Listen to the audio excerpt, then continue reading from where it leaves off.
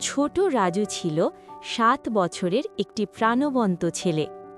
সে হাসি খুশি, কৌতুকপ্রিয় আর সব সময় নতুন কিছু শেখার আগ্রহী। একদিন সকালে রাজু তার পছন্দের খরগোশ টুটিকে নিয়ে বাগানে খেলছিল। টুটি ছিল ছোট, সাদা আর খুব বুদ্ধিমান। হঠাৎ রাজু লক্ষ্য করল যে তার নতুন ঘড়ির সূচক হারিয়ে গেছে। সে দুঃখে কেঁপে উঠল। টুটি সাথে সাথে বেগ পেয়ে বলল, চিন্তা নেই রাজু, আমরা একসাথে খুঁজে বের করব।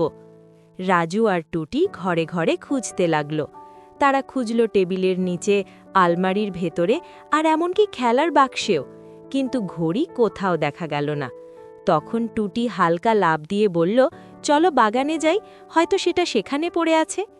বাগানে গিয়ে তারা দেখল ঘড়িটি কাদা ও পাতা দিয়ে ঢেকে আছে। রাজু খুশিতে চেঁচিয়ে বলল, টুটি, তুমি সত্যিই বুদ্ধিমান। টুটি গর্বে লাফ দিল।